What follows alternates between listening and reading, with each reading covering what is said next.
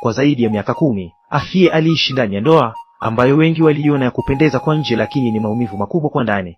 Afie alikuwa mwanamke msomi sana, mwenye kazi nzuri katika taasisi kubwa jijini.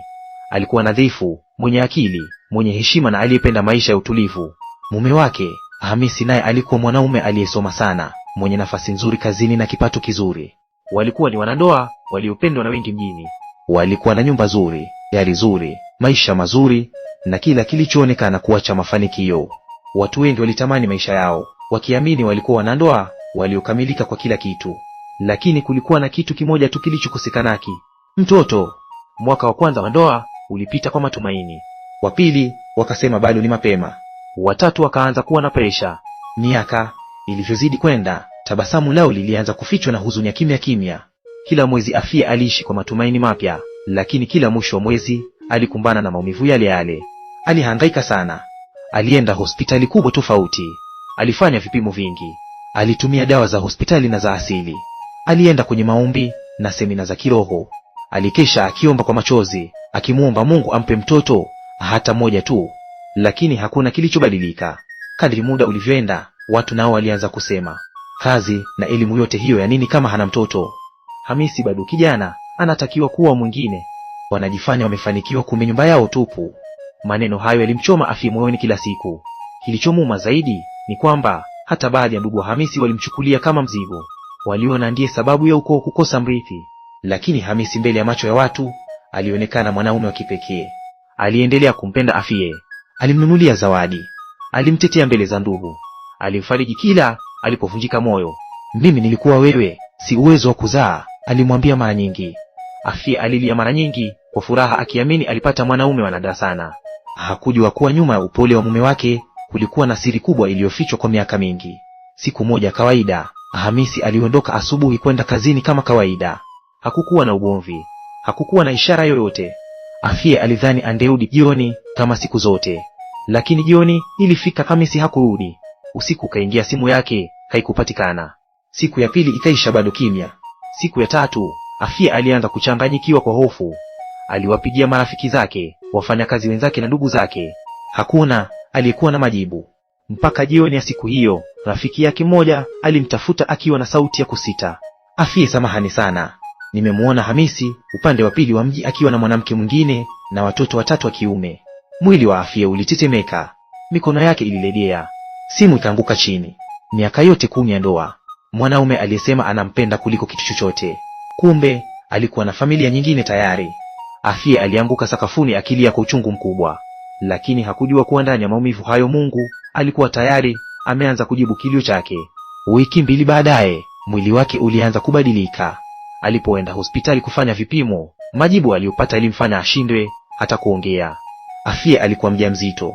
Majibu ya daktari yalipoingia masikioni mwa Afie, alibaki amekaa kimya kwa sekunde kadhaa, huku machozi yakianza kumtiririka. Mama, hongera, una ujauzito. Afie aliweka mikono tumboni mwake kwa mshangao, kisha akalia kwa furaha kubwa.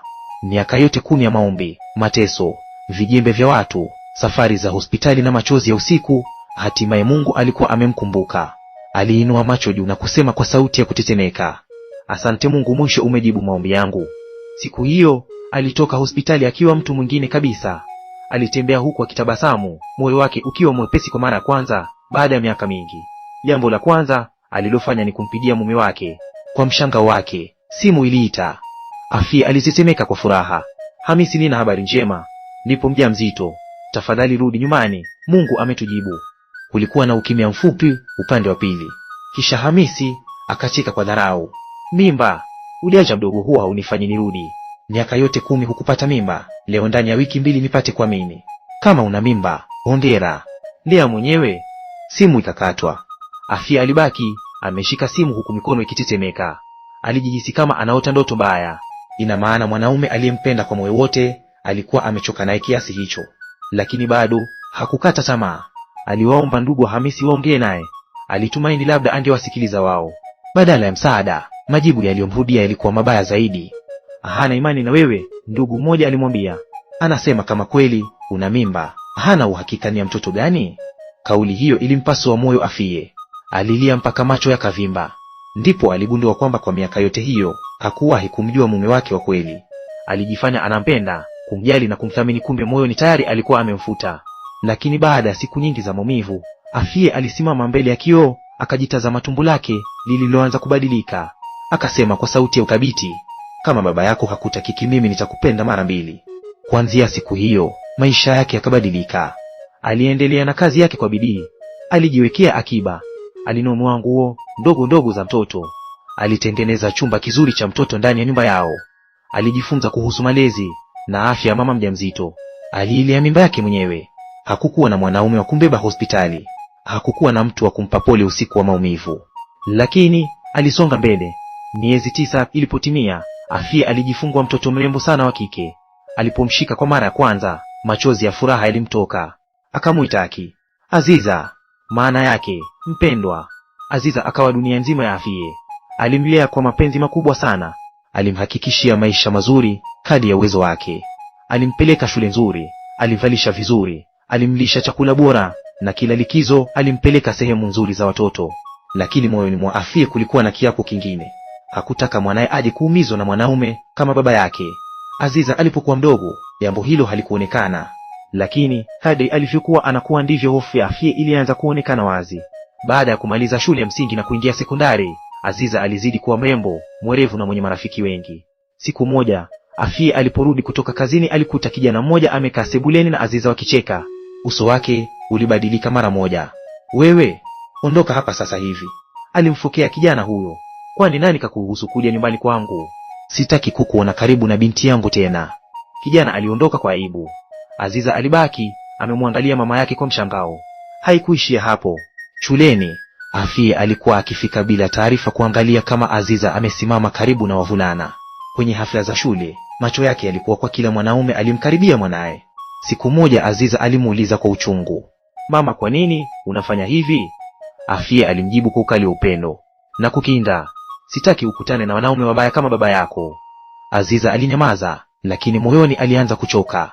Alipomaliza sekondari na kupata nafasi ya chuo kikuu mbali kidogo, Afie alikataa. Hapana, utasoma hapa karibu na nyumbani. Aziza hakupenda, lakini hakuwa na nguvu ya kubishana. Chuoni hali ikawa mbaya zaidi. Afie alikuwa akimuuliza kila simu ikiita, ulikuwa unaongea na nani? Ni wa kike au wa kiume? Usiku Aziza akilala, Afie alikuwa akichukua simu yake kwa siri na kukagua mawasiliano yote. Siku moja chuoni, Aziza alikuwa amekaa mdahawani na mwanafunzi mwenzake wakila chakula cha mchana huku wakicheka. Ghafla alimuona mwanamke mtu mzima mwenye suti nadhifu, miwani mikubwa na kofia akiwa pembeni akiwatazama. Aziza alishtuka. Kabla hajaelewa, mwanamke huyo alifika mezani na kumwaga chakula cha kijana yule, kisha akamwagia maji. Wewe kijana, nani kakuruhusu ukae karibu na binti yangu? Ilikuwa ni Afie. Watu wote mdahawani waligeuka kuwatazama. Aziza alihisi dunia inamwangukia. Mama, jamani, kila mtu anatuangalia. Lakini Afie hakujali. Wanaume wote ni wale wale. Kaa mbali nao. Aziza aliondoka kwa hasira, huku machozi yakimtoka. Siku hiyo alipofika nyumbani, alilia sana. Lakini bado mama yake hakubadilika. Baada ya kumaliza chuo, Aziza alipata kazi nzuri haraka. Alianza maisha ya utu uzima. Lakini hata kazini Afie aliendelea kumfuatilia. Usiku mmoja, Afie aliingia chumbani kwa Aziza akiwa amelala. Akachukua simu yake na kufuta namba zote za wanaume, wakiwemo wafanyakazi wenzake, bosi wake na manaderi wake. Asubuhi Aziza alipoona simu yake, alikasirika sana. Mama, hii limezidi. Umefuta hata namba ya bosi wangu. Afie alijibu kwa utulivu, nimefanya kwa sababu nakupenda. Sitaki uumizwe kama mimi. Aziza alimtazama kwa uchungu mkubwa. Mama, sio kila mwanaume ni baba yangu. Lakini Afie hakuelewa. Siku hiyo Aziza alifanya uamuzi mzito. Aliamua kuishi vile mama yake anavyotaka. Hakutaka tena urafiki wa karibu na mwanaume yeyote. Hakutaka ugomvi. Hakutaka maumivu. Alitaka amani tu. Lakini hakujua kuwa amani ya kulazimishwa mara nyingi huzaa dhoruba kubwa zaidi. Siku zilivyopita, Aziza aliendelea na maisha yake ya kazi na shughuli nyingi. Aliamka mapema, alienda kazini, alirudi jioni akiwa mchovu, akalala na kuanza tena siku nyingine. Miezi ilipita, miaka ikasonga. Aziza alipofikisha miaka 28, jambo moja lilianza kumshangaza Afie. Hakukuwa na mwanaume yeyote katika maisha ya mwanaye. Hakuna aliyempigia simu usiku. Hakuna aliyemleta nyumbani. Hakuna hata aliyekuwa akitajwa. Ndipo Afie alianza kushtuka. Alijiuliza kimoyomoyo kama labda mwanaye amepata tatizo kutokana na namna alivyomlea kwa hofu na ukali. Siku moja jioni, Walikuwa wamekaa mezani wakila chakula cha usiku. Afie alimwangalia Aziza kwa muda, kisha akauliza kwa sauti ya kawaida, "Mwanangu, unaolewa lini?" Aziza alinyanyua uso taratibu na kumtazama mama yake kwa mshangao mkubwa. "Mama, siamini kama wewe ndio unaniuliza hivyo." Afie alinyamaza. Aziza akaendelea, "Si wewe ndiye ulisema sitakiwi kuwa karibu na mwanaume yeyote? Si wewe ulisema wanaume wote ni wale wale?" Maneno hayo yalimchoma Afie moyoni. Alishusha pumzi ndefu. "Ni kweli nilisema hivyo," alisema kwa sauti ya upole, "lakini haimaanishi utabaki sinje milele. Ndio, wanaume wengi ni wabaya, lakini sasa tutafanyaje? Inabidi uolewe, uzee watoto wako, ujenge maisha yako, nami nipate wajukuu." Aziza alimtazama kwa muda. Kwa mara ya kwanza aliona kama mama yake amebadilika. "Una uhakika?" aliuliza. "Nina uhakika," Afie alijibu. "Na maanisha kabisa." Siku hiyo Aziza alilegeza moyo wake.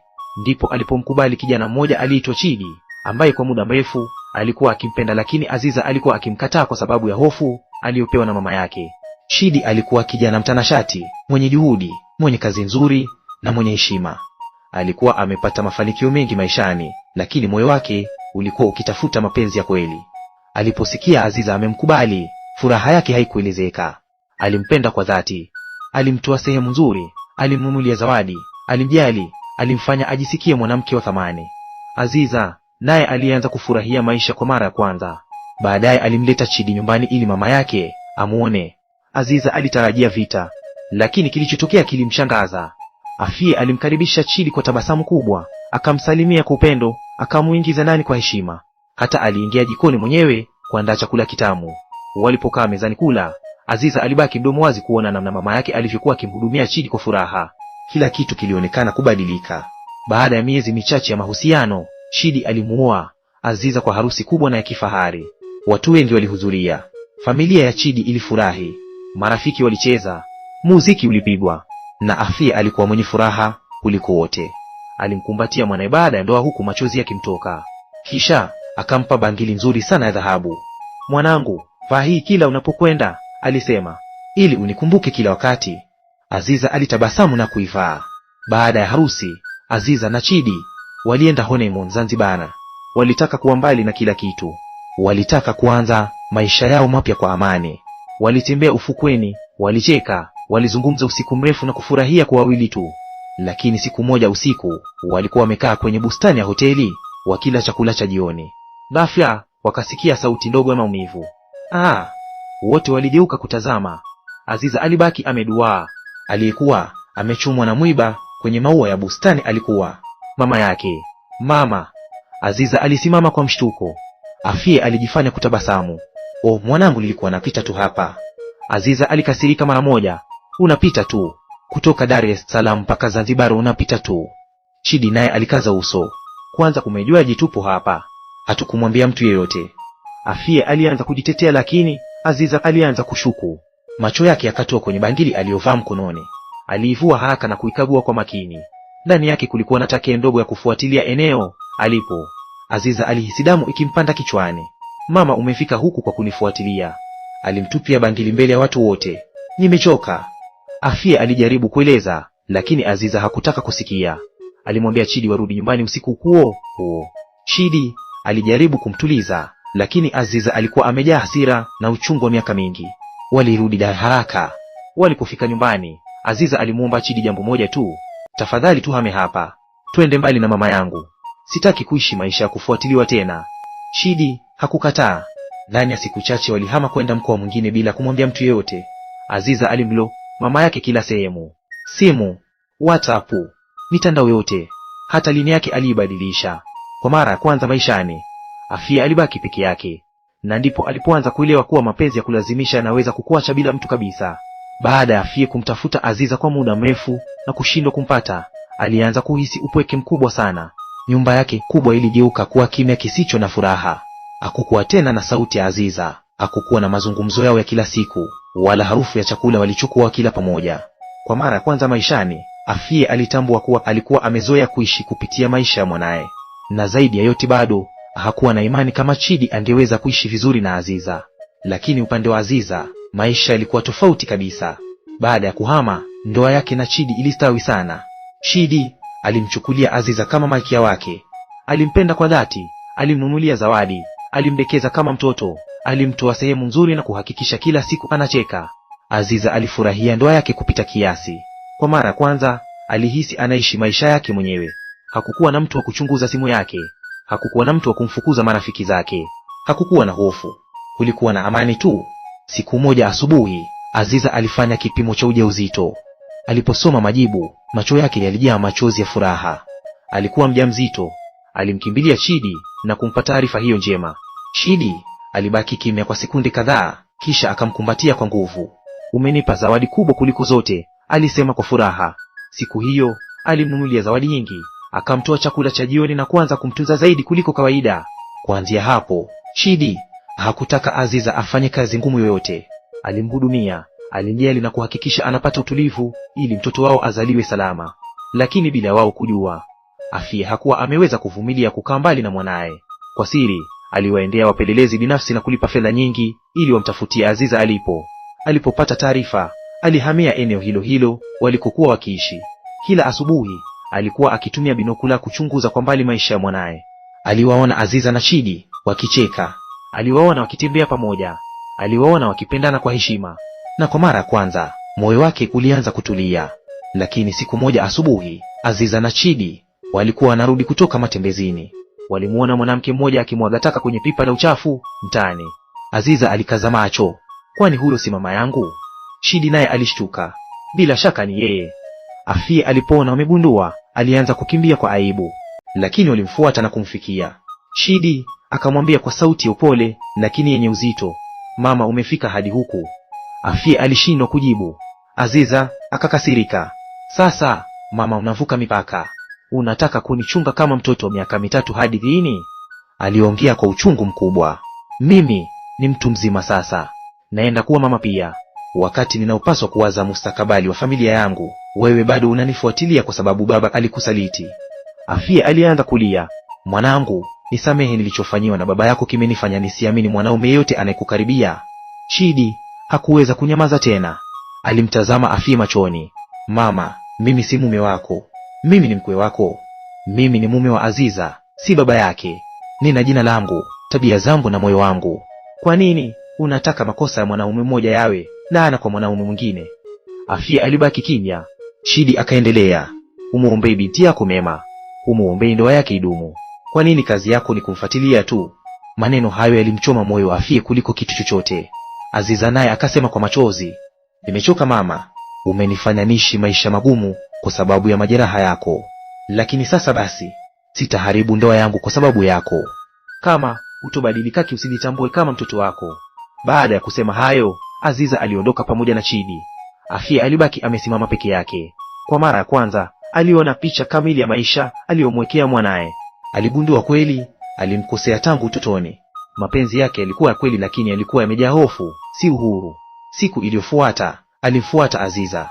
Aliomba msamaha kwa machozi. Nitakaa mbali nawe mpaka siku utakaponikosa mwenyewe, sitakuingilia tena. Aziza alimtazama kwa muda mrefu, kisha akasema, nimekusamehe ikiwa kweli umeamua kubadilika. Afia aliondoka na kurudi nyumbani. Safari hii hakutafuta tena maisha ya mwanaye. Alianza kuishi maisha yake. Alijiunga gym, akaanza kujitunza, kusafiri na kujipa muda.